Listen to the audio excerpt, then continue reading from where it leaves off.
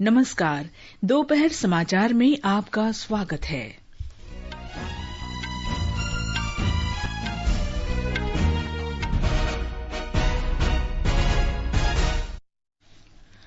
वंदे भारत अभियान के अंतर्गत सिंगापुर से 230 से ज्यादा भारतीय नागरिकों को लेकर एयर इंडिया की उड़ान दिल्ली पहुंची। नौसेना जलपोत जलाश्व के जरिए 750 भारतीय आज शाम मालदीव से कोच्चि पहुंचेंगे। स्वास्थ्य मंत्रालय ने विदेशों से लौटने वाले व्यक्तियों के संगरोध के लिए होटल, सर्विस अपार्टमेंट और लॉज के इस्तेमाल के बारे में अतिरिक्त दिशा निर्देश जारी किए। कोविड-19 से स्वस्थ होने वालों की दर 29.35% हुई। 200 श्रमिक विशेष रेलगाड़ियों से लगभग 2 लाख प्रवासियों को उनके गृह राज्य वापस लाया जा रहा है। और राष्ट्रीय आपदा मोचन बल ने विशाखापत्तनम के संयंत्र में गैस रिसाव की दूसरी घटना की रिपोर्ट का खंडन किया।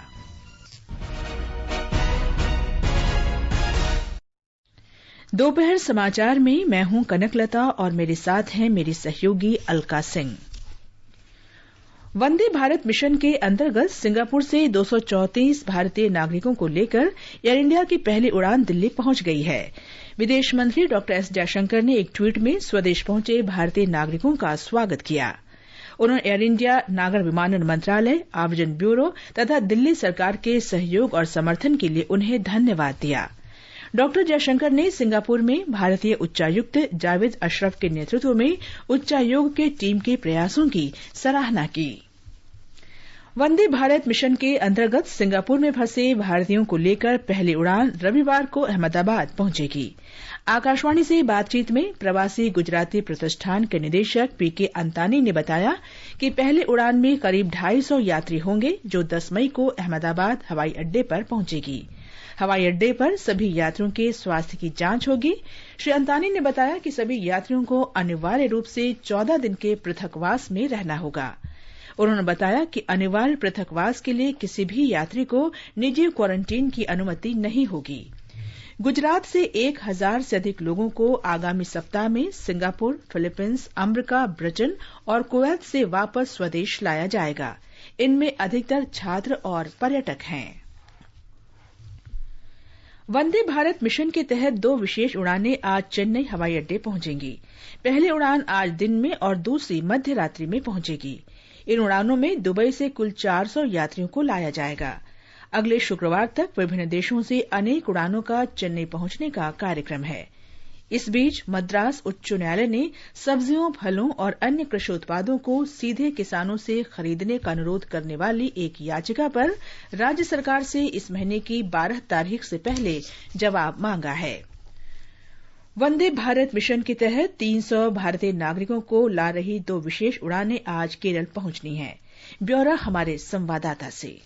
पहली उड़ान आज शाम 8:30 बजे सऊदी अरब के रियाद से कोझिकोड पहुंचेगी, जिसमें करीब 150 यात्री होंगे। दूसरी उड़ान बहरीन के मनामा से 180 यात्रियों को लेकर रात 11:30 बजे कोच्चि हवाई अड्डे पहुंचेगी। अधिकारियों ने बताया कि यात्रियों की स्वास्थ्य जांच और उन्हें अनिवार्य पृथकवास के लिए कोविड उपचार केंद्रों में भेजने की सभी तैयारियां की जा रही हैं। इस बीच केरल में पिछले 2 दिन से कोविड-19 का कोई नया मामला दर्ज नहीं हुआ है। इस समय राज्य में कोविड-19 के 25 सक्रिय मामले हैं। तिरुवनंतपुरम से मयूषा की रिपोर्ट के साथ समाचार कक्ष से निखिल कुमार।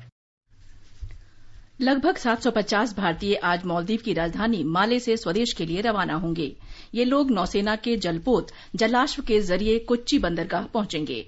हमारे संवाददाता ने बताया है कि स्वदेश लौटने वालों में रोगियों, वहां के पर्यटकों, गर्भवती महिलाओं और उन श्रमिकों को प्राथमिकता दी जा रही है जिनकी नौकरी चली गई है। नौसेना का जहाज लगभग 750 भारतीयों को लेकर आज शाम कोच्चि के लिए रवाना होगा। इसको लेकर माले स्थित भारतीय उच्चायुक्त ने सुबह से ही कार्रवाई शुरू कर दी थी, जिसमें राजधानी माले से स्थानीय परिवहन की व्यवस्था, प्रवासन की प्रक्रिया और चिकित्सा जांच आदि शामिल हैं। वापस आने वालों में उन्हें प्राथमिकता दी गई है जो चिकित्सा आपदा, रोजगार की क्षति, परिजनों के आकस्मिक अवकाश आदि जरूरतों से प्रभावित हैं। नागरिकों ने इस सेवा के लिए भारतीय सरकार का आभार प्रकट किया है और अपने देश वापस आने पर खुशी जाहिर की है। समुद्र सेतु के दूसरे चरण में भारतीय नौसेना का दूसरा जहाज INS मगर रविवार को 1200 से ज्यादा लोगों को लेकर टुटीकोरिन के लिए रवाना होगा। मालदीव में रोजगार और व्यापार आदि के लिए लगभग 27,000 भारतीय कार्यरत हैं और कोविड महामारी सबके लिए एक बड़ा संकट साबित हुआ है। आकाशवाणी समाचार के लिए कोलंबो से संतोष कुमार। बांग्लादेश से केंद्र शासित प्रदेश जम्मू कश्मीर के 168 छात्रों का पहला जत्था आज ढाका से श्रीनगर के लिए रवाना हुआ। प्रसार भारती के विशेष संवाददाता से बातचीत में भारतीय उच्चायुक्त रीवा गांगुली दास ने बताया कि आज जिन कॉलेज छात्रों को भेजा गया है उनकी लॉकडाउन के दौरान वहां अच्छी देखभाल की गई। ब्यौरा हमारे संवाददाता से।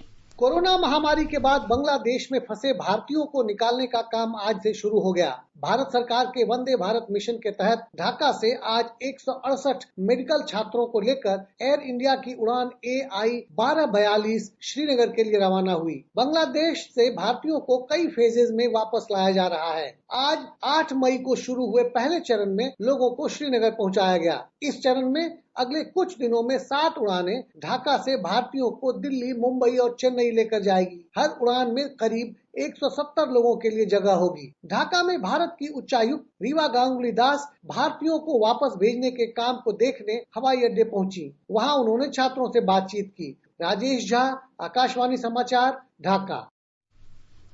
विदेश में फंसे भारतीयों को स्वदेश लाने के लिए शुरू की गई विशेष उड़ानों के दूसरे दिन आज दुबई से 350 से अधिक यात्री भारत लौट रहे हैं। 155 भारतीय रियाद से और 150 से अधिक बहरीन से स्वदेश आ रहे हैं। भारतीय दूतावास ने बहरीन में एक ट्वीट में कहा है कि फंसे हुए भारतीयों की वापसी के लिए तैयारियां पूरे जोरों पर है। हरियाणा के मुख्यमंत्री मनोहर लाल खट्टर ने कहा है कि कल 3 विशेष श्रमिक रेलगाड़ियों से बिहार के 2400 और मध्य प्रदेश के 1343 प्रवासी श्रमिकों को भेजा गया। उन्होंने कहा कि अपने गृह राज्य जाने के इच्छुक श्रमिकों के लिए राज्य सरकार व्यवस्था कर रही है। उन्होंने कहा कि 1200 प्रवासी श्रमिकों को बिहार के लिए अंबाला कैंट से रवाना किया गया, जिसमें कटिहार, सहरसा, मधेपुरा, सुपौल, अररिया और पूर्णिया के लोग शामिल हैं। इस तरह से दूसरी रेलगाड़ी हिसार से बिहार के मुजफ्फरपुर के लिए रवाना हो गई, जिसमें 1200 मजदूर यात्री थे। मुख्यमंत्री ने कहा कि अन्य 1200 प्रवासी श्रमिकों को हरियाणा के विभिन्न स्थानों से हिसार रेलवे स्टेशन लाया गया। श्री खट्टर ने कहा कि एक दूसरी रेलगाड़ी रेवाड़ी जंक्शन से मध्य प्रदेश के सागर के लिए रवाना की गई, जिसमें 1343 श्रमिक थे। उन्होंने कहा कि विविधता के बावजूद हम भारतीय हैं। इसी भावना के साथ हरियाणा सरकार सभी फंसे हुए श्रमिकों को गृह राज्य भेजने का खर्च उठा रही है। रेलवे ने 1 मई से 200 श्रमिक विशेष रेलगाड़ियां संचालित की हैं, जिनमें लॉकडाउन के कारण विभिन्न राज्यों में फंसे लगभग 2 लाख प्रवासियों को वापस लाया गया है। 40 विशेष रेलगाड़ियां कल रवाना हुई। इनमें नई दिल्ली से रवाना हुई पहली रेलगाड़ी भी शामिल है, जिसमें 1200 प्रवासी कामगारों को मध्य प्रदेश के छतरपुर पहुंचाया जा रहा है। रेलवे ने बताया कि 56 श्रमिक विशेष रेलगाड़ियां बुधवार को रवाना की गईं। श्रमिक विशेष रेलगाड़ी सेवा शुरू होने के बाद से गुजरात से सबसे अधिक प्रवासी कामगारों को भेजा गया। इसके बाद केरल का स्थान है। गंतव्य राज्यों में बिहार और उत्तर प्रदेश शीर्ष पर है। ये समाचार आकाशवाणी से प्रसारित किए जा रहे हैं। ताजा समाचार जानने के लिए आप हमारे Twitter handle @AIR News Hindi को फॉलो कर सकते हैं। ये आकाशवाणी है। केंद्रीय स्वास्थ्य मंत्रालय ने विदेश से लौटने वाले व्यक्तियों, संदिग्ध या संक्रमण की पुष्टि वाले लोगों के पृथकवास और आइसोलेशन के लिए होटल, सर्विस अपार्टमेंट और लॉज जैसे निजी केंद्रों के इस्तेमाल के बारे में अतिरिक्त दिशा निर्देश जारी किए हैं। कोविड-19 के असर के कारण होटल, सर्विस अपार्टमेंट और लॉज बड़ी संख्या में खाली पड़े हैं और जिन लोगों के पास घर में रहने की पर्याप्त व्यवस्था नहीं है, वे ऐसे केंद्रों में रह सकते हैं। इससे परिवार पर दबाव कम होगा, संबंधित व्यक्ति को सहूलियत होगी और परिवार के सदस्यों तथा आस पड़ोस की संक्रमण से सुरक्षा होगी।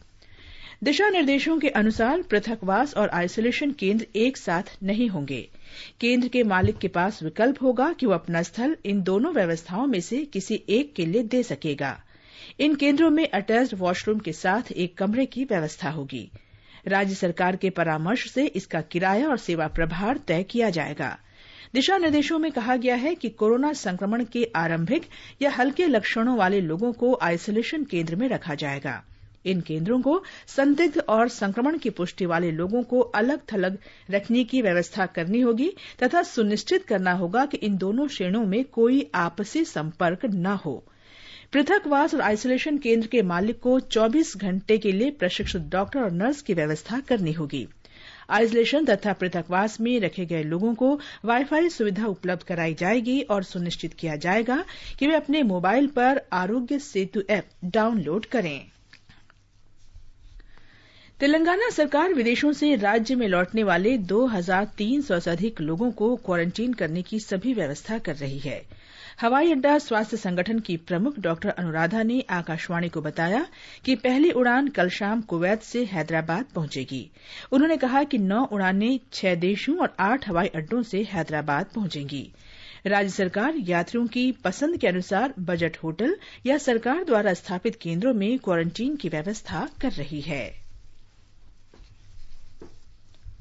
भारतीय आयुर्विज्ञान अनुसंधान परिषद ICMR ने कहा है कि देश में विभिन्न सरकारी और निजी जांच केंद्रों में 14,37,788 कोविड-19 के नमूनों की जांच की गई है। कल 80,375 लोगों की जांच की गई। इस बीच ICMR जांच सुविधा बढ़ाने के लिए सरकारी और निजी जांच केंद्रों को स्वीकृति दे रहा है।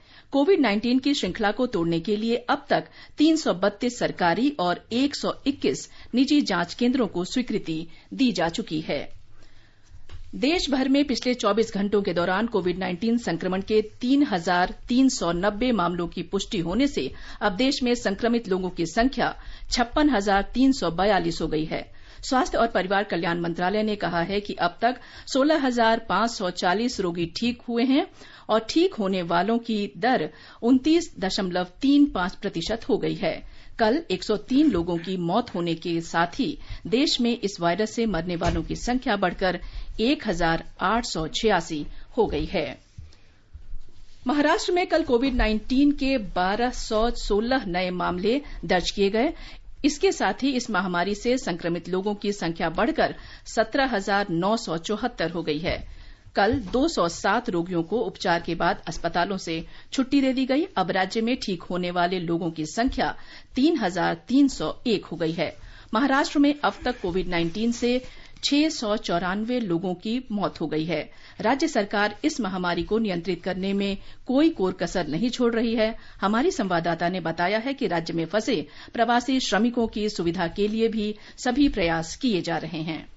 राज्य के विभिन्न हिस्सों में फंसे हुए श्रमिकों को और राहत दिलाते हुए पुणे के उरी कंचन स्टेशन से 1,000 से अधिक श्रमिकों को लेकर श्रमिक स्पेशल ट्रेन मध्य प्रदेश में रीवा के लिए कल शाम रवाना हुई। इसी बीच आने वाले दिनों में दुनिया के विभिन्न हिस्सों से विशेष उड़ानों द्वारा मुंबई में आने वाले यात्रियों को क्वारंटाइन करने के लिए बृहन मुंबई महानगर निगम ने 88 होटलों के 3,343 कमरे आरक्षित किए हैं। गौरतलब है कि आने वाले कुछ दिनों में Bangladesh, Philippine, Singapore, Malaysia, Britain और अमेरिका से 7 उड़ानों में 1900 यात्री मुंबई पहुंचेंगे। माधुरी पांगे, आकाशवाणी समाचार, मुंबई। महाराष्ट्र के औरंगाबाद जिले में राज्य रिजर्व पुलिस बल की भारत बटालियन के 72 पुलिसकर्मियों में कोरोना वायरस की पुष्टि हुई है। ये पुलिसकर्मी नासिक जिले में कोरोना वायरस हॉटस्पॉट मालेगांव में सुरक्षा ड्यूटी पर तैनात थे। इस बीच महाराष्ट्र सरकार ने निर्णय लिया है कि जो प्रवासी श्रमिक अपने मूल स्थान लौटना चाहते हैं उन्हें अब चिकित्सा प्रमाण पत्र की जरूरत नहीं होगी। ये निर्णय अस्पतालों के बाहर लगी लंबी कतारों से बचने के लिए किया गया है। कर्नाटक में आज कोविड-19 संक्रमण के 45 नए मामलों की पुष्टि हुई है। नए मामलों में सबसे अधिक 14 दावणगेरे से हैं। दूसरी ओर रेलवे ने प्रवासी मजदूरों को ले जाने के लिए 3 विशेष श्रमिक रेलगाड़ियों की व्यवस्था की है। रेलवे सूत्रों ने बताया है कि ये रेलगाड़ी बिहार में धनबाद और उत्तर प्रदेश में लखनऊ के लिए शाम 4 बजे रवाना होगी, जबकि लखनऊ के लिए दूसरी रेलगाड़ी शाम 6 बजे रवाना होगी। हमारे संवाददाता ने बताया है कि प्रत्येक रेलगाड़ी में 1200 यात्री होंगे। कर्नाटक को बिहार से मंजूराती मिली है कि हर एक दिन एक ट्रेन में मजदूरों को भेजें। मध्य प्रदेश ने भी हर एक दिन एक श्रमिक ट्रेन भेजने की सहमति दी है। ये सेवा 15 तारीख तक चलेगी। श्रमिक एक्सप्रेस के अलावा रेलवे की तरफ से पार्सल एक्सप्रेस ट्रेन का इंतजाम भी किया जा रहा है, जिसमें आवश्यक सामग्रियों को देश भर पहुंचाया जा रहा है। साउथ वेस्टर्न रेलवे ने 320 यात्रियों के डिब्बे को कोविड केयर सेंटर के रूप में विकसित किया है, जिससे कोविड संक्रमित रोगियों को रखने में मदद मिलेगी। इन डिब्बों को राज्य के विभिन्न 14 रेलवे स्टेशन में रखा गया है। सुधींद्रा, आकाशवाणी समाचार, बेंगलुरु। मध्य प्रदेश में कोविड-19 मामलों की संख्या बढ़कर 3,252 हो गई है और प्रभावित जिलों की संख्या 36 हो गई है। राज्य में अब तक लगभग 61,000 परीक्षण किए गए हैं। 1,589 रोगियों की हालत स्थिर है, जबकि 239 की हालत गंभीर है। अब तक 1,231 लोग ठीक हो चुके हैं, जबकि 193 लोगों की मौत हो चुकी है। हमारे संवाददाता ने बताया है कि लोगों की सुविधा के लिए ई पास शुरू किया गया है। राज्य नियंत्रण कक्ष प्रभारी और अतिरिक्त मुख्य सचिव आईसीपी केशरी ने विभिन्न श्रेणियों के पास जारी करने के संबंध में नए निर्देश जारी किए हैं। अब तक मध्य प्रदेश के अन्य जिलों से दूसरे राज्यों के हॉटस्पॉट जिलों में जाने आने की कोई व्यवस्था नहीं थी, लेकिन अब मध्य प्रदेश के निवासी जो अन्य राज्यों के हॉटस्पॉट जिलों में फंसे हैं, वे ई पास सुविधा का उपयोग करके अपने घर लौट सकते हैं। इसी तरह पहले केवल राज्य के रेड जोन क्षेत्रों से दूसरे जिलों में चिकित्सा आपातकाल, मृत्यु और विवाह के लिए ही ई पास दिए जा रहे थे। अब कलेक्टर इन जिलों के साथ साथ किसी भी अन्य जिले से यात्रा की अनुमति दे सकेंगे। हालांकि अन्य जिलों से आने वाले नागरिकों की चिकित्सा परीक्षा अनिवार्य होगी। इन सभी लोगों को आरोग्य सेतु और सार्थक ऐप भी डाउनलोड करना होगा। वहीं आर्थिक गतिविधियों को गति देने के लिए अब मध्य प्रदेश में बाजार सुबह 6 बजे से रात 12 बजे तक खुले रहेंगे, ताकि बाजारों में भीड़ न हो। कारखानों में भी शिफ्ट का समय 8 घंटे से बढ़ाकर 12 घंटे कर दिया गया है। साथ ही सप्ताह में 72 घंटे ओवर टाइम कराने को भी मंजूरी दी गई है। संजीव शर्मा, आकाशवाणी समाचार, भोपाल। झारखंड में कोरोना से ठीक होने वाले लोगों की संख्या बढ़कर 50 हो गई है। कुल 132 लोग संक्रमित हुए थे। इस प्रकार राज्य में कोरोना से ठीक होने की दर 37% से भी अधिक है, जबकि राष्ट्रीय दर 29% है। राज्य के प्रधान स्वास्थ्य सचिव नितिन मदान कुलकर्णी ने आकाशवाणी को बताया कि राज्य में कुल 46 कंटेनमेंट जोन बनाए गए हैं और इन क्षेत्रों में रहने वाले सभी परिवारों की निगरानी की जा रही है। राजधानी के मुख्य हॉटस्पॉट क्षेत्र हिंदपीढ़ी में लगभग सभी घरों की जांच हो चुकी है। यहां से 75 मामलों का पता चला है। इस बीच राज्य सरकार ने विशेष श्रमिक रेलगाड़ियों के जरिए राज्य में वापस लौटने वाले श्रमिकों की कोरोना जांच के विशेष उपाय किए हैं। आगे बढ़ने से पहले मुख्य समाचारों पर एक नजर। वंदे भारत अभियान के अंतर्गत सिंगापुर से 230 से ज्यादा भारतीय नागरिकों को लेकर एयर इंडिया की उड़ान दिल्ली पहुंची। नौसेना जलपोत जलाश्व के जरिए 750 भारतीय आज शाम मालदीव से कोच्चि पहुंचेंगे। स्वास्थ्य मंत्रालय ने विदेशों से लौटने वाले व्यक्तियों के संगरोध के लिए होटल, सर्विस अपार्टमेंट और लॉज के इस्तेमाल के बारे में अतिरिक्त दिशा निर्देश जारी किए। कोविड-19 से स्वस्थ होने वालों की दर 29.35% हुई। 200 श्रमिक विशेष रेलगाड़ियों से लगभग 2 लाख प्रवासियों को उनके गृह राज्य वापस ले जाया जा रहा है और राष्ट्रीय आपदा मोचन बल ने विशाखापत्तनम के संयंत्र में गैस रिसाव की दूसरी घटना की रिपोर्ट का खंडन किया है। केंद्र सरकार ने कहा है कि प्रधानमंत्री गरीब कल्याण अन्न योजना के अंतर्गत राज्य और केंद्र शासित प्रदेश 70 लाख टन अनाज ले चुके हैं। ये 3 महीने के लिए आवंटित कुल अनाज का लगभग 58% है। बिहार में दरभंगा जिले के बब्बन यादव ने बताया कि पूर्णबंदी के द्वारा उन्हें केंद्र सरकार के विभिन्न योजनाओं का लाभ मिला। उन्होंने कहा कि इन योजनाओं से उन्हें काफी मदद मिली है। पंचायत गथुआ गांव से बाजि रहल छी। हमर नाम बबनजी यादव, पिता के नाम श्री सिंहेश्वर यादव। राशन कार्ड पर जे भी अनाज मिले छले, हमर 6 यूनिट अनाज छले, 6 यूनिट का अनाज हमरा मिल गेल। सरकार द्वारा फ्री वाला अनाज जे रहे सेहो मिल गेल। गैस वाला पैसा जे छै मम्मी के नाम से गैस रहे उज्जवल योजना वाला, ओहो पाई हमरा मिल गेल। एहि के लेल सरकार का हम बहुत आभार। संयुक्त राष्ट्र ने गरीब देशों में कोरोना वायरस महामारी के खिलाफ लड़ाई के लिए दुनिया भर के देशों, व्यक्तियों और संगठनों से 6 अरब 70 करोड़ डॉलर की मदद की अपील की है। संयुक्त राष्ट्र के मानवीय सहायता प्रमुख मार्क लॉकॉक ने कल ये अपील जारी करते हुए कहा कि कोविड-19 से पृथ्वी पर अब हर व्यक्ति प्रभावित है। उन्होंने कहा कि इसका सबसे अधिक प्रभाव गरीब देशों पर हुआ है। उन्होंने कहा कि 25 मार्च को संयुक्त राष्ट्र की ओर से की गई 2 अरब डॉलर की शुरुआती अपील को इसलिए बढ़ाया गया है क्योंकि अब मानवीय सहायता की जरूरत बढ़ गई है। आकाशवाणी का समाचार सेवा प्रभाग विशेषज्ञों की सलाह श्रृंखला में आपको कोविड-19 के बारे में वरिष्ठ चिकित्सकों की राय से अवगत कराता है। आकाशवाणी से बातचीत में अखिल भारतीय आयुर्विज्ञान संस्थान एम्स के मनोरोग विभाग के प्रोफेसर डॉक्टर नंद कुमार ने सुझाव दिया कि लोग घर में परिवार के सदस्यों के साथ समय बिताएं और योगाभ्यास करें। We are going to overcome this crisis within a few weeks. In the coming few weeks, stay at home, spend time with the family, do household works, exercise, listen to music, sing with the family, do yoga, meditation, and take care of emotional need of the family and yourself. वरिष्ठ चिकित्सक doctor Sanjay Pandey ने आकाशवाणी से विशेष बातचीत में कहा कि corona से देश में मृत्यु दर काफी कम है और लोगों को इससे घबराने की जरूरत नहीं है। कोरोना का संक्रमण हो भी जाता है तो पास के जो भी अस्पताल है वहां मिले, अपनी जांच कराएं और जांच कराने पे अगर कोरोना आता भी है तो इसमें कोई पैनिक और बहुत ज्यादा घबराने की बात नहीं है। हाँ, अगर आपकी उम्र 60 से ज्यादा है या आपको पहले से हाइपरटेंशन, डायबिटीज या कोई और कोमॉर्बिड कंडीशन है तो आपको थोड़ा सा सतर्क रहने की जरूरत है। आकाशवाणी का समाचार सेवा प्रभाग आज हिंदी और अंग्रेजी में अपने फोन इन कार्यक्रम में कोविड-19 पर विशेष परिचर्चा प्रसारित करेगा। आयुष मंत्रालय के सचिव वैद्य राजेश कोटेचा इस परिचर्चा में शामिल होंगे। श्रोता टोल फ्री नंबर 1800-115767 पर कॉल करके विशेषज्ञों से सवाल पूछ सकते हैं। ये विशेष कार्यक्रम आज रात 9:25 पर एफएम गोल्ड और अतिरिक्त मीटरों पर सुना जा सकता है। सोशल मीडिया पर चल रही फर्जी खबरों और अफवाहों से आपको सावधान करने के लिए अब प्रस्तुत है तथ्य सत्यापन समाचार। सरकार ने सोशल मीडिया पर चल रहे एक वीडियो का आज खंडन किया जिसमें दिखाया जा रहा है कि एयर इंडिया की एक विदेशी उड़ान में यात्री इस बात पर बहस कर रहे हैं कि एयरलाइंस ने 3 गुना किराया भी लिया और बिना सामाजिक दूरी का ध्यान रखे जहाज को यात्रियों से भर दिया। पत्र सूचना कार्यालय ने एक ट्वीट में इस वीडियो को फर्जी बताया है। नागर विमानन मंत्रालय ने कहा कि यह वीडियो एक पड़ोसी देश की एयरलाइंस का है। ये समाचार हमारी वेबसाइट newsonair.com और हमारे मोबाइल ऐप newsonair/hindi पर भी उपलब्ध हैं। दोपहर समाचार में आपका फिर स्वागत है। केंद्र ने आंध्र प्रदेश को विशाखापत्तनम गैस रिसाव से उत्पन्न स्थिति से निपटने में हर संभव सहायता का आश्वासन दिया है। प्रधानमंत्री नरेंद्र मोदी और गृह मंत्री अमित शाह ने कल आंध्र प्रदेश के मुख्यमंत्री जगन मोहन रेड्डी से बातचीत की और उन्हें केंद्र की ओर से हर आवश्यक सहयोग का भरोसा दिया।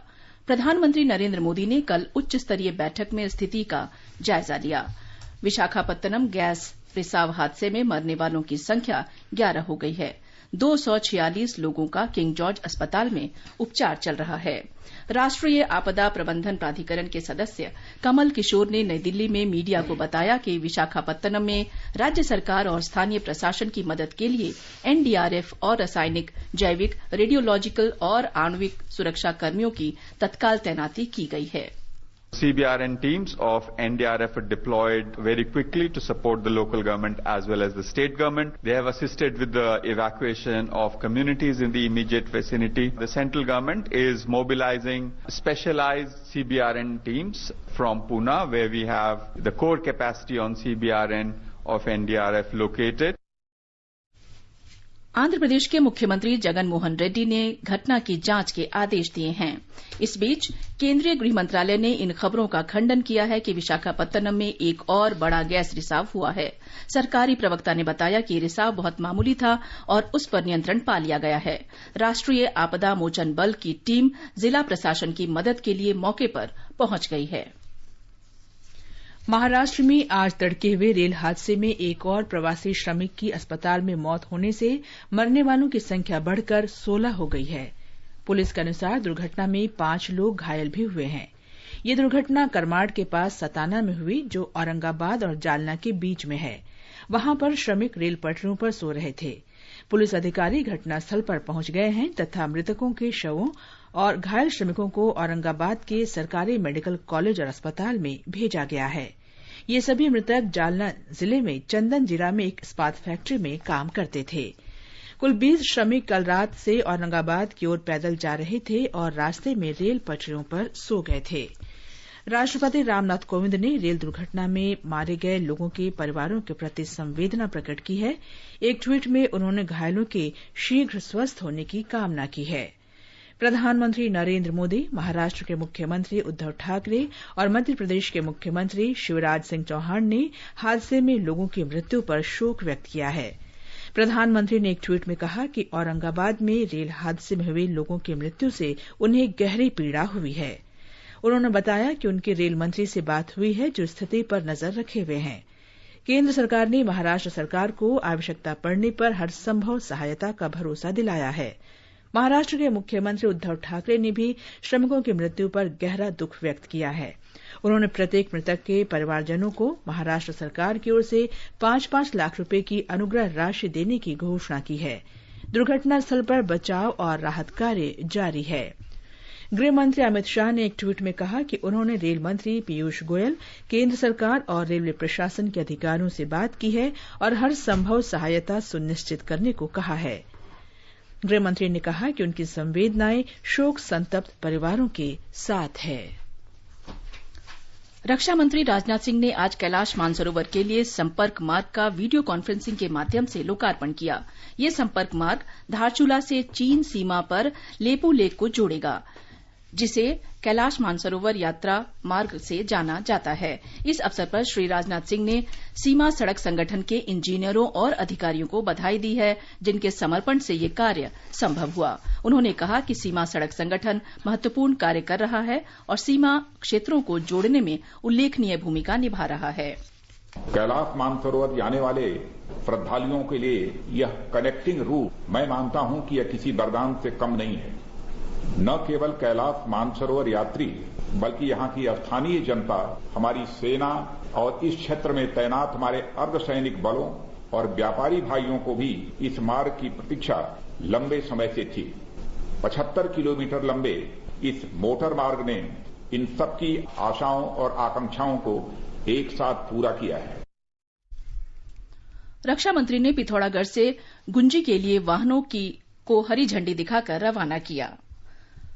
पंजाब में आज सुबह करीब 11:15 बजे एक मिग 29 विमान होशियारपुर जिले में दुर्घटनाग्रस्त हो गया। यह विमान प्रशिक्षण उड़ान पर था। विमान में तकनीकी खराबी का पता चलने के बाद पायलट सुरक्षित बाहर निकल गया। दुर्घटना के कारणों की जांच के आदेश दे दिए गए हैं। भारतीय जनता पार्टी ने महाराष्ट्र विधान परिषद चुनावों के लिए अपने उम्मीदवारों की सूची आज जारी कर दी। इनमें नागपुर के पूर्व महापौर प्रवीण डाटके, गोपीचंद पड़ालकर, अजीत गोपछड़े और पूर्व सांसद रंजीत सिंह मोहिते पाटिल का नाम शामिल है। ये चुनाव इस महीने की 21 तारीख को होंगे और नामांकन सोमवार तक दाखिल किए जा सकते हैं। मतगणना भी 21 मई को ही होगी। प्रधानमंत्री नरेंद्र मोदी ने आज गुरुदेव रविन्द्रनाथ टैगोर को उनकी जयंती पर श्रद्धांजलि अर्पित की है। अपने ट्वीट में प्रधानमंत्री ने कहा कि प्रतिभा के धनी गुरुदेव ने भारत के स्वाधीनता आंदोलन में महत्वपूर्ण योगदान दिया। उन्होंने कहा कि टैगोर के विचार और अभिव्यक्ति सदैव उत्कृष्ट स्तर के रहे। राजधानी दिल्ली का आज अधिकतम तापमान 36 डिग्री सेल्सियस रहेगा, जबकि न्यूनतम तापमान 25 डिग्री सेल्सियस रहने की उम्मीद है। राजधानी में बादल छाए रहने की संभावना जताई गई है। मुंबई का अधिकतम तापमान 33.6 डिग्री सेल्सियस और न्यूनतम 28 डिग्री रहने की संभावना है। चेन्नई का अधिकतम तापमान 36.8 डिग्री और न्यूनतम 28 डिग्री रहने की संभावना है। कोलकाता में आंशिक रूप से बादल छाए रहेंगे और अधिकतम तापमान 33.8 डिग्री सेल्सियस तथा न्यूनतम 26 डिग्री सेल्सियस रहने की संभावना है। गिलगित में मौसम साफ रहेगा। वहां अधिकतम तापमान 26 डिग्री और न्यूनतम 10 डिग्री सेल्सियस रहने का अनुमान है। उधर मुजफ्फराबाद में अधिकतम तापमान 31 डिग्री और न्यूनतम 16 डिग्री सेल्सियस रहने की उम्मीद है। अंत में मुख्य समाचार एक बार फिर। वंदे भारत अभियान के अंतर्गत सिंगापुर से 230 से ज्यादा भारतीय नागरिकों को लेकर एयर इंडिया की उड़ान दिल्ली पहुंची। नौसेना जलपोत जलाश्व के जरिए 750 भारतीय आज शाम मालदीव से कोच्चि पहुंचेंगे। स्वास्थ्य मंत्रालय ने विदेशों से लौटने वाले व्यक्तियों के संगरोध के लिए होटल, सर्विस अपार्टमेंट और लॉज के इस्तेमाल के बारे में अतिरिक्त दिशा निर्देश जारी किए। कोविड-19 से स्वस्थ होने वालों की दर 29.35% हुई। 200 श्रमिक विशेष रेलगाड़ियों से लगभग 2 लाख प्रवासियों को उनके गृह राज्य वापस लाया जा रहा है। और राष्ट्रीय आपदा मोचन बल ने विशाखापत्तनम के संयंत्र में गैस रिसाव की दूसरी घटना की रिपोर्ट का खंडन किया है। इसके साथ ही दोपहर समाचार का ये अंक समाप्त हुआ। नमस्कार।